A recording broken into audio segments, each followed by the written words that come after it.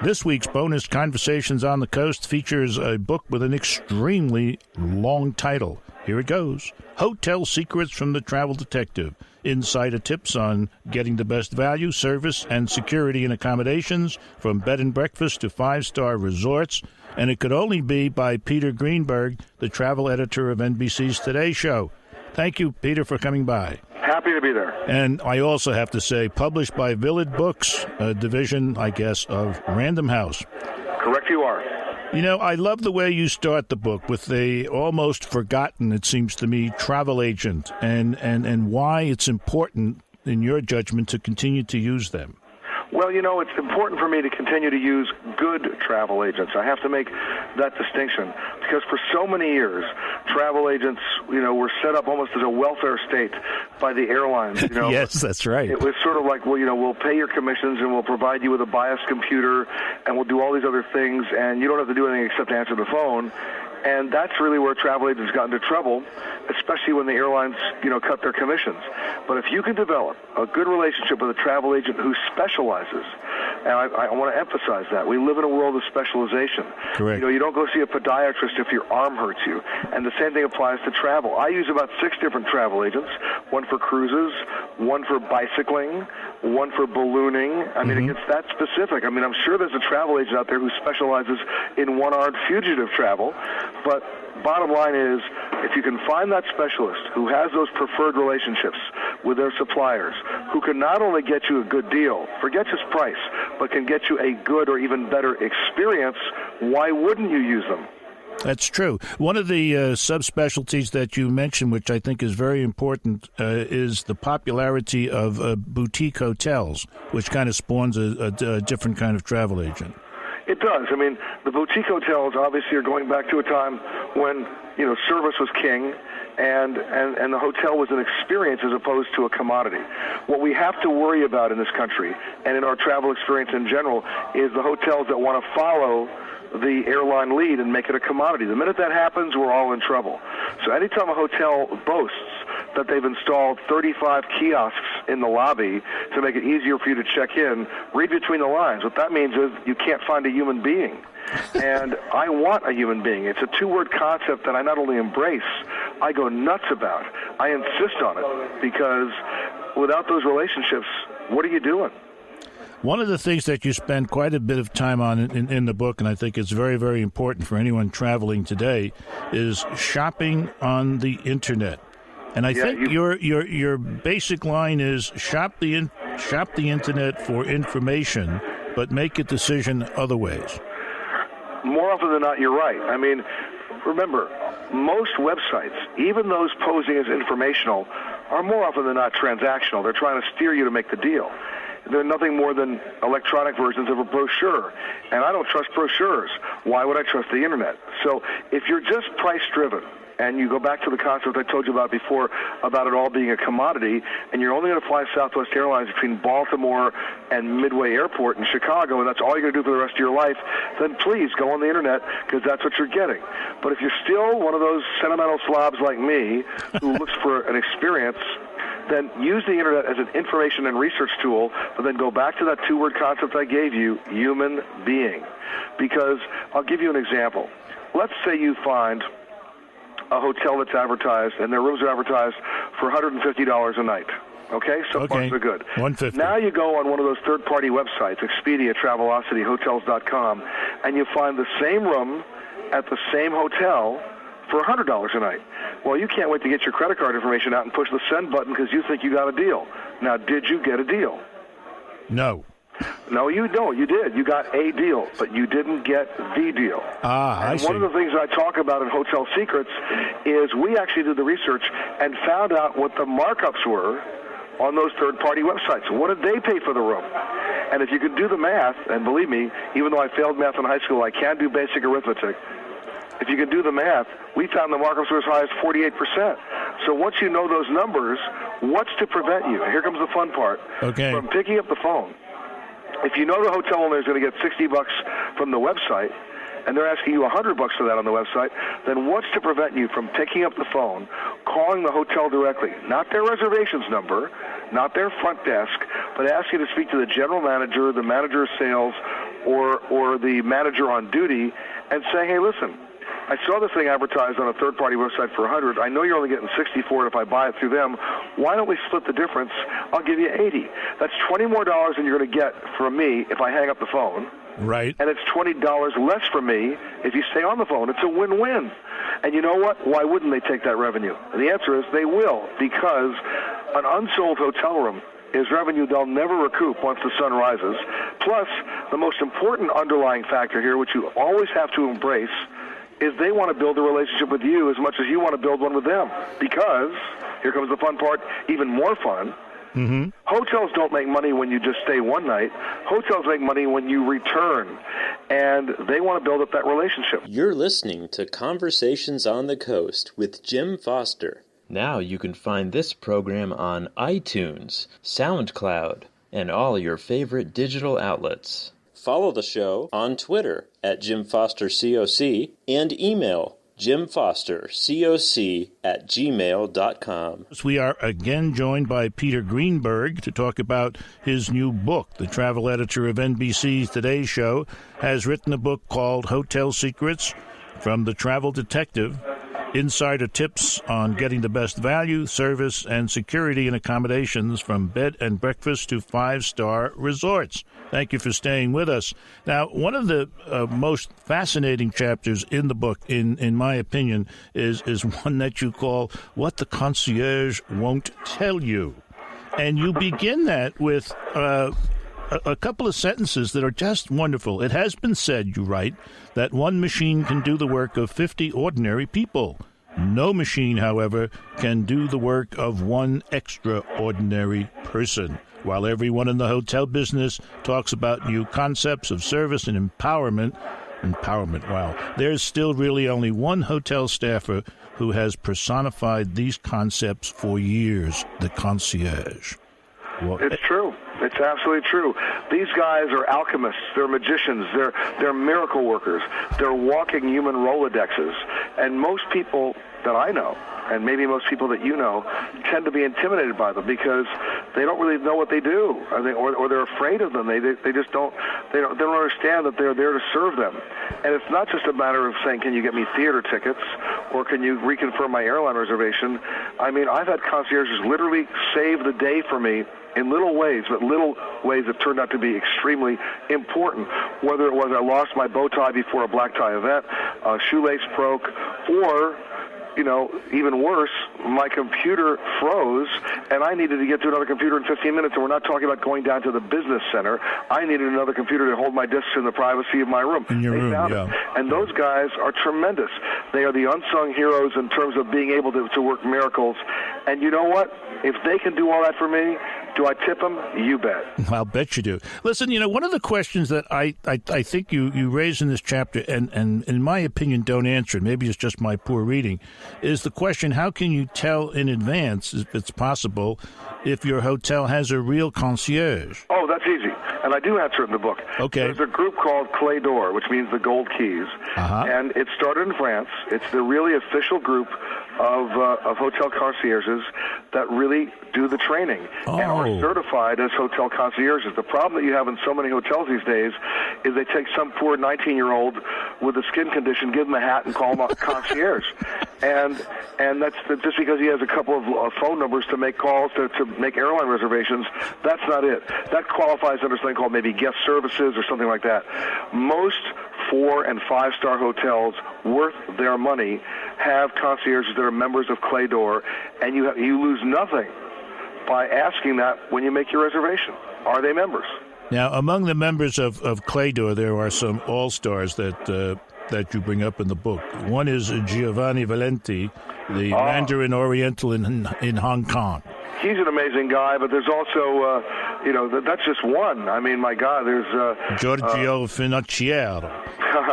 Did I do that pretty good? Yeah, you did very well. He's an amazing guy. This is a guy who has, obviously, by the nature of where he is, an international clientele. And this is a guy who can work miracles beyond what you would normally think a concierge could do, like somebody who suddenly needs a DC-10 on the runway in an hour. This guy finds one. I mean, he does. I mean, it's wild. One of the other things that you talk about is how the concierge can help you get a room if you're trying to get a room and, say, tickets for a special event like the Super Bowl. Now you're really giving away one of my secrets here. Oh, I'm sorry. No, I'll be happy to share it. That's what the book's all about. But I did this actually on the Today Show and got a lot of people mad at me. But you know what? They weren't mad at me because I was wrong. They were mad at me because I figured it out. And I shared it with my audience, so I'll share it with yours. Let's say you want to go to a big sporting event like the Super Bowl. Okay. You may not know who's playing, but the Super Bowl is one of those annual events where you absolutely know where the game is being held. And so let's say you know the game is going to be held in Tampa or Jacksonville or Houston. And at the end of this year's Super Bowl, you pick up the phone in, let's say, February, and you call the concierge of a 4- or 5-star hotel in the host city for next year's Super Bowl and say, listen, I want you to make a reservation for me. I need 3 rooms and 6 tickets to the Super Bowl. And here's my credit card, and, go for it. And I need it for that weekend, coming in on a Friday, leaving on Monday. And off you go. And let's say those tickets are going to run you $1,000 a ticket. No problem. I'll tell you why. Because remember, you've asked for 6 tickets and 3 rooms. Right. You only really want 1 room and 2 tickets. And about 10 days before the Super Bowl, an amazing thing's going to happen. That concierge, having gotten you those tickets in those rooms, is going to call you on the phone and say, hey, listen, can I ask you a question? Do you really need the other 2 rooms and the other 4 tickets? And you'll say... all of a sudden, he becomes your broker, and you sell the tickets for 3 or 4 times what you paid for them. And by the time we're finished, your hotel room, your airfare, and your tickets are free because you've made so much money in the transaction. And he's happy, too, because he's made his cut. You're listening to Conversations on the Coast with Jim Foster. Now you can find this program on iTunes, SoundCloud, and all your favorite digital outlets. Follow the show on Twitter at JimFosterCoc and email JimFosterCoc@gmail.com. Peter Greenberg, author of Hotel Secrets from the Travel Detective.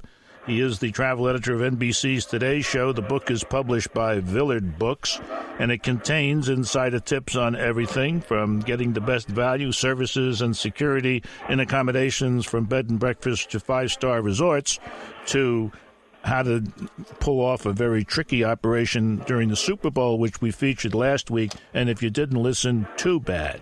This week, I want to talk a little bit about people rating hotels. Now, you have in the book some interesting stuff from a fellow by the name of Charles Hillstead, and his advice, as it were, on how to decode certain words that are sometimes put out in evaluation brochures. Well, let's qualify that. They're not sometimes put out. They're always put out. Okay. They're in every brochure. I get angry at most hotel brochures because they always end in the letters ST. Every third word ends in the letters ST. That's right. Something being best, greatest, most, finest, coolest. We already know that doesn't apply. But then what he was talking about in the thing that he gave me for the book was how to decode the really ridiculous language in the brochures, like, ocean view, the translation means bring binoculars. Old world charm means you'll be sharing a bathroom. I love the one for continental breakfast. Coffee in yesterday's Danish, extended continental breakfast, coffee orange-colored juice, and choice of yesterday's Danish. There you go. I love it. Well, here's the thing. The reason why I really put that in was to make sure that my readers of this book, Hotel Secrets, will know that they have a responsibility as well when they make a reservation, and that is to pin the manager of the hotel down, or their travel agent, whoever it's going to be, to a mutually agreeable definition of terms so nobody gets disappointed. We found one hotel in Hawaii that put in their brochure, it was even on their website, that said that they were, this is in Honolulu, that there are steps on the beach. Steps. Well, technically, they're correct. Well, we measured. There's a lot of steps to the beach. It was 9/10 of a mile. So there's another hotel that we found that airbrushed their photographs to show that they were on the water, on the Pacific Ocean in Santa Barbara. Well, we checked. Not only were they not on the ocean, they weren't on the beach. They were across a 4-lane highway. Well, if you based your trip with your kids on that hotel, and you got there and you told your kids to go play at the beach, you'd hear brakes screeching. So we got to be very, very careful when we look at these hotel descriptions, and that's before we even get to hotel ratings like AAA or Mobile, 5 Diamond, 5-star. What does even that mean? You know, the point that you make about both those groups is that though their evaluation system has a lot of detail to it, it still is subjective. And and your priorities may be different. Well, for example, if a hotel gets 5 stars or 5 diamonds because it has a golf course, and I don't play golf, why is that suddenly a 5 diamond or 5-star hotel for me? It's not. It can't be. And those are some of the considerations that you have to make yourself so that you provide your own opportunity for a great experience. Now, the thing is this. Most of the time that you see the 5-star or especially the 5-star designation or even 4-star designation at hotels overseas, 9 out of 10 times, you know what that is? That's a governmental designation reflecting the rate that the hotel is charging. It just means you're staying in the most expensive place in town. Doesn't mean it's going to be what you wanted. One of the things you have under a testing service is your Diet Coke test. Could you share that with our listeners? This is a beauty. I've been doing that Diet Coke test for years, and when it works, you know you're staying at a great hotel, and when it doesn't, it can get ugly. In fact, what it is this. If you go to most bars or restaurants and you order any kind of carbonated soft drink, whether it's Diet Coke, Coke, 7-Up, ginger ale, it doesn't matter. Right. 9.5 times out of 10, it comes out of the fountain or the gun, as they like to call it. It tastes terrible. It's either too syrupy or not carbonated enough or metallic in taste. And I hate it. But that's all they got.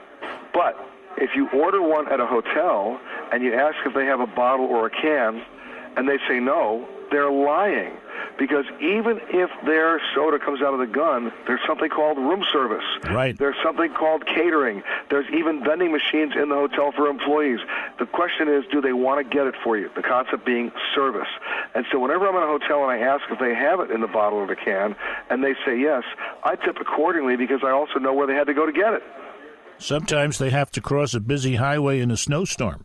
That happened to me in Prince Edward Island in Canada when a waitress at a coffee shop at a Best Western hotel, okay, not a 5-star hotel, but it is in my book now, because when I asked her, she had a Diet Coke in the can with a bottle. She said, "You wait right here." Now, she didn't know me from a hole in the wall. She walked across a 4-lane highway to like a Kmart and came back with a 6-pack. She's my hero. And that becomes for you a 5-diamond hotel. Why not? Instantaneously. Yeah. Well, that's just great. I think that that's the thing that everybody ought to do is come up with their own checklist on what they want and see if they can find it. You're listening to Conversations on the Coast with Jim Foster. Now you can find this program on iTunes, SoundCloud, and all your favorite digital outlets. Follow the show on Twitter at JimFosterCoc and email JimFosterCoc@gmail.com. This is Bonus Conversations on the Coast time. It's hotel secrets from the travel detective time. Insider tips on getting the best value, service, and security in accommodations from bed and breakfast to 5-star resorts. It's written by Peter Greenberg. You probably know him as the travel editor of NBC's Today Show, and it's proudly published by Villard Books, a division of Random House. And Peter's been with us now for quite some time, 3 weeks in a row. This is our wind-up session, and I want to get into one aspect of security that really surprised me, and I think it's terribly important. You make the point that your biggest security tip is never leave the hotel key card behind. Why not? Well, there's a certain urban myth to that. If you look on the back of the hotel key card, you'll see a black magnetic stripe, right, just like you'd find on the back of your credit card. Now, some hotels do this, some don't, but they have the capability of encoding that magnetic stripe with all sorts of information, just like your credit card. It's not just your name, your check-in date, your check-out date. They can include your credit card information, your home numbers, or whatever you put on your registration card when you checked in. Now, a lot of hotels don't do it. Some hotels do. The mere fact that they can do this is reason enough for you to take the card with you as a souvenir or cut it up, because anybody who works at a hotel who has access to one of those card readers then knows exactly what your story is. And why would you want to give them that information? Now, I have to emphasize that most of this still remains an urban myth because most hotels don't do it. But some hotels can, and the fact that they do is enough to take the card with you when you leave. Absolutely. Absolutely.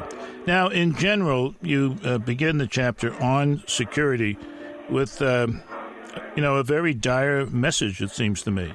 Post 9/11, you say hotels have not done much, if anything, despite the obvious terrorist threat to something, for example, like American-branded hotels. Nothing's happened, you say. It's true. I mean, it's a scary thought that hotels still look at security as a negative when they should be using it as a positive. When you ask the CEOs of major American-branded hotels what they're doing to create a proactive security perimeter around their hotel, their answer is, well, we don't want to inconvenience our guests. That would be the exact same answer you would have expected to get from the airlines on September 10th, 2001. Absolutely. This is ridiculous. We have the technology now to do it in a way that's not intrusive and that protects us. When you think about this, what is a hotel? And we talk about this a lot in the book. And by the way, everything I've done in Hotel Secrets, at least I try to do it this way, I don't do anybody any favors if I tell them there's a problem if I don't also provide the solution. So in a situation like this, think about it. What is a hotel? It's multiple entrances and exits, easy vehicle access, hundreds of unattended bags. Now, that's a terrorist's dream. Yeah. And for most of those terrorists who look for big symbols, a large American-branded hotel in a major U.S. city, to them, is nothing less than the World Trade Center where people spend the night. So why wouldn't they be a target? In fact, they already have been targets. Terrorists have already blown up the Sheraton in Islamabad, the JW Marriott in Jakarta. They didn't pick an Islamic hotel to blow up. They picked an American-branded hotel to blow up. And my prediction is this. And by the way, I want to preface this by saying I really hope I'm wrong. But my prediction is it's going to happen at an American-branded hotel in this country. And when that happens, and here's the sad part of it, and only when that happens, you will then see within maybe 48 hours metal detectors in every lobby of every U.S. hotel, from a Ramada Inn up to a Ritz-Carlton, and your bags will have to be scanned before they're brought to your room. Now, why aren't they doing it now? I mean, it's a rhetorical question. They should be doing it now. Yeah, and why not when there's one hotel in Los Angeles, the Century Plaza, where it was done, or it has been done. And it's still being done. I mean, when they built the Century Plaza in 1964, they were very smart. There's a reason why every U.S. president since LBJ has stayed there. And that reason is, when they built the hotel, they went to the United States Secret Service and asked them, what would you like us to put in the hotel? And they did. So to them, security at that hotel is a positive. In fact, they market that hotel as one of the most secure and safe hotels in the United States, and their market share actually increased. It didn't decrease. You know, one of the checklists that you have in here is that you say before booking your hotel, you should ask some questions like this. Has your hotel been reviewed by an independent third-party company for security and safety features? Now, is that some information you can get from a travel agent? Well, let's put it this way. It's information a travel agent can get if they're going to be responsible. Okay. Because let's put it this way. If a travel agent can find that information for you, it's good. If they don't find that information for you and something happens, then there's a liability issue here. Oof. And you also say, does the hotel require proof of identification of all guests? And that goes back to what you were talking about before. Anybody can get in and do whatever they want. And not to mention background checks of their employees. Yeah. It's amazing to me how many, forgetting terrorism, let's just talk about basic security and crime. It's amazing to me how many hotels don't run thorough background and criminal checks on the people they hire. Well, especially people who have access to guest rooms. We've been having a wonderful time these last 4 weeks with Peter Greenberg. He's been good enough to stay with us to share hotel secrets from the Travel Detective. And this has been Bonus Conversations on the Coast. I'm your host, Jim Foster. Thank you very much, Peter. You got it. Now you can find this program on iTunes, SoundCloud, and all your favorite digital outlets. Follow the show on Twitter at JimFosterCoc and email JimFosterCoc@gmail.com.